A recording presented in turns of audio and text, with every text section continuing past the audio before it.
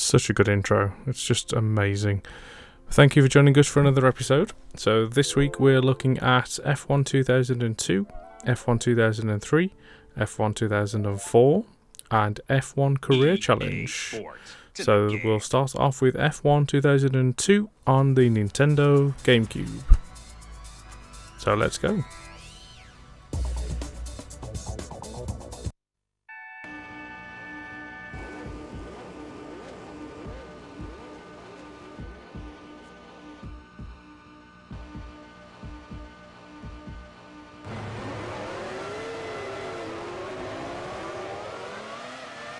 Right then, so for this usual tactic, just picked a car, picked a track and started. The one thing I've noticed with these Formula 1 games is that they don't have that many tracks open to start with. So the EA ones generally have 3 circuits. So we're going around Imola again.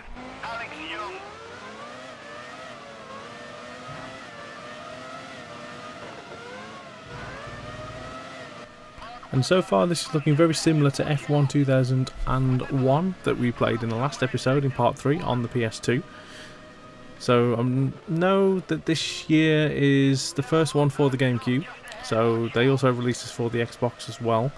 And it could just be that it was the tradition of creating a game and just slapping the license on it, doing minimal upgrades. Because to be fair, this plays a lot like F1 2001 on the PS2. So obviously we know they do that a lot with FIFA. But we do have a comparison coming up. So let's have a look at the PS2 F1 2001 and the GameCube version of F1 2002 side by side.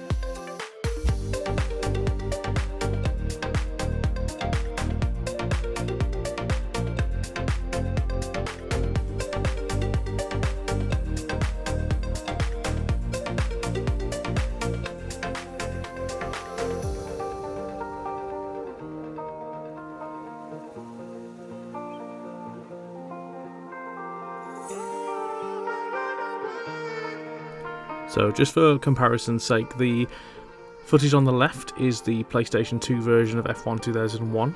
That is being captured using a PlayStation 3 with the 60GB model, the backwards compatibility model, and the GameCube version is being captured using the composite cables, just the red, white and yellow, through a Elgato HD60. So it's looking a little bit grainy compared to the PS3 footage on the left, but colours are a little bit different as well. I haven't changed any settings, so it's a bit interesting just to see the difference between the two, but they play exactly the same. The GameCube version seems to look a little bit smoother, but let's add the Xbox version of F1 Career Challenge just for a bit of fun.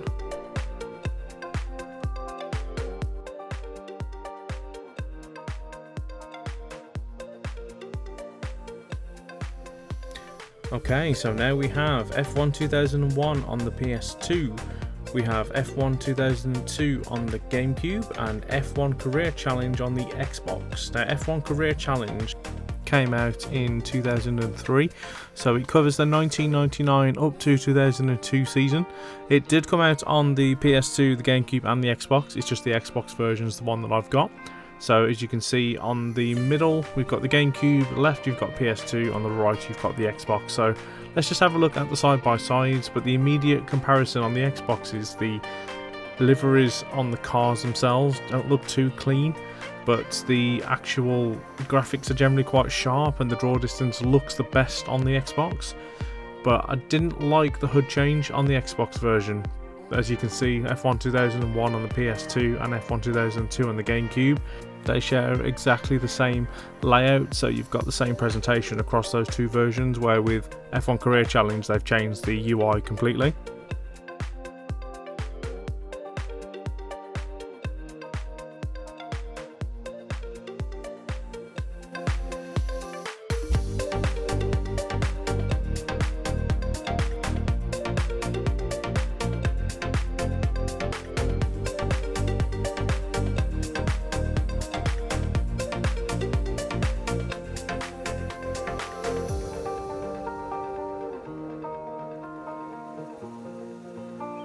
Luckily, the game does handle roughly the same across all three versions. Again, it must be the same studio that worked on this series over the 3 years, but it's good. I'm enjoying the time with it, but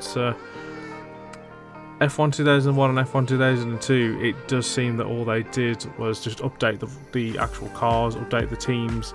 There doesn't seem to be any difference in gameplay, which isn't necessarily a bad thing if you didn't have the game previously, but if you were going from F1 2001 to F1 2002 on the PS2, for example, you probably wouldn't have had much enjoyment out of it because it was the same game. But again, it's only what they do with FIFA now, so, and Madden, and all sports franchises, so maybe I'm expecting a little bit too much. But let's focus a bit more time on F1 Career Challenge on the Xbox. So, as you can see now, we're focusing full screen on this version, so as you can see the drastic change in the UI straight away. It looks a little bit muted now, you can see it full screen compared to the comparisons, but it's nice and sharp. I'll be honest, the draw distance is good.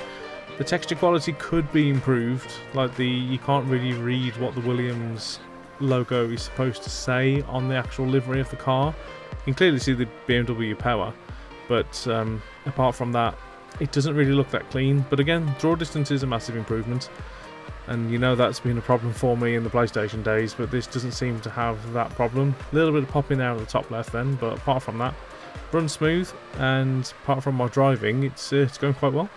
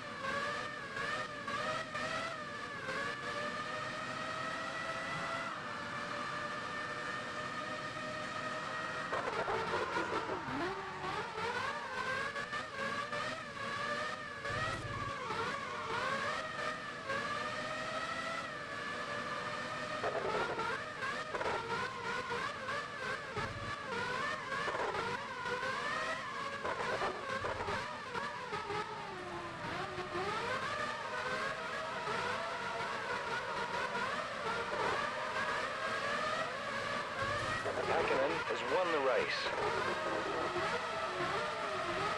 Pablo has finished third. So as we come to the end of this lap, this will be the end of the on-track portion of this game. So overall, thought it was quite good. It's an improvement in some aspects. It's just I didn't find it as fun to play as the GameCube version of F1 2002 / the F1 2001 on the PS2. So there could be improvements, but it was a little bit slippy compared to those versions. But let's have a look at what I mentioned earlier about the seasons. So as you can see, you've got seasons 99 up to 2002, and they've got the accurate team and driver lineup and the accurate liveries for that time. So it's nice going back to those times. For example, if you wanted to play as Olivier Panis at the Prost Grand Prix in 1999, you can. If you want to play as Ralf Schumacher in the Williams, like I did, then you can. So it's good that they feature the last 4 seasons at that point, and again, it's accurate, it's up to date, it's officially licensed. So overall, it was quite a good game. but there wouldn't be another Xbox Formula 1 game officially licensed until the 360 series. But let's have a look at F1 2003 and F1 2004 on the PS2.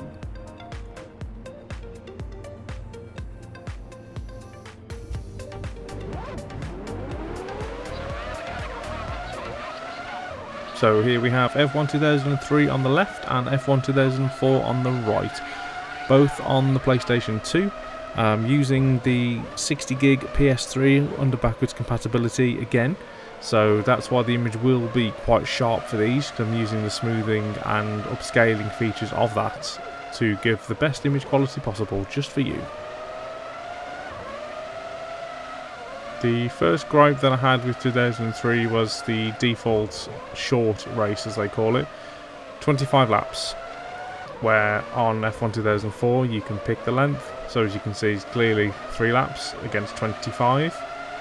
You know which one I would prefer, but at least looking at the liveries for the cars, they do look good. There's quite not much difference between them, to be fair, as you can imagine, because it was an annual sequel at this point. But I enjoyed playing 2004 more, but I think that may just be because I did better on the race. But I don't know, it felt a bit different, and you can clearly see the UI changes as well. So 2004 onwards seemed like a bit of a transition, as we will pick up in the next episode with F1 2005 and 6, but you have to wait for that one.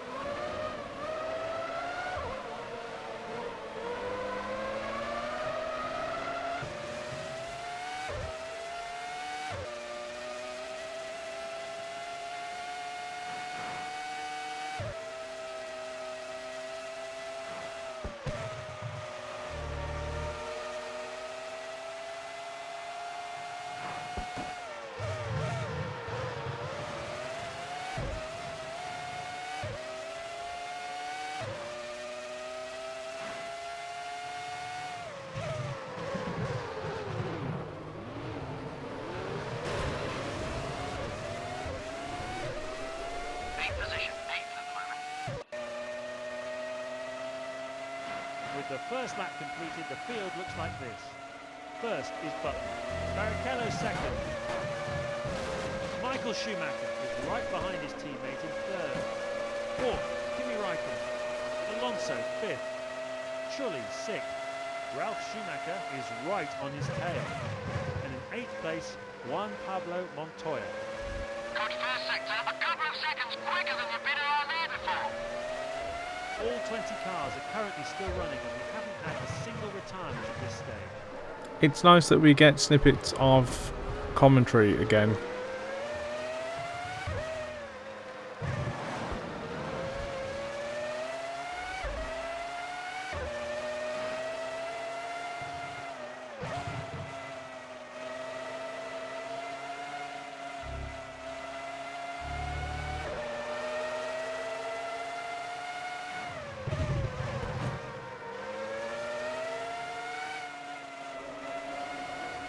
Position, you have 4.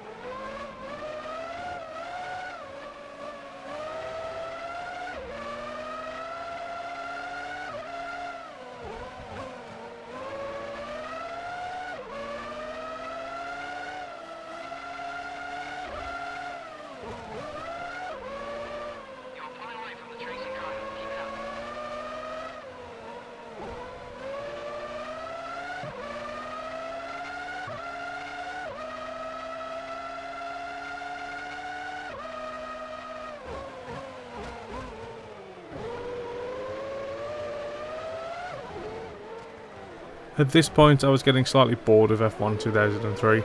I wasn't progressing up the field and I keep having this duel with the same car, and it's nice that there's retirements because it's not often you see that in a Formula 1 game, but I was just getting a bit bored where with 2004, last lap of the race, the adrenaline's pumping, I just wanted to finish, needed to win, and I think that's why I enjoyed 2004 more, just because again it was shorter laps, quicker race.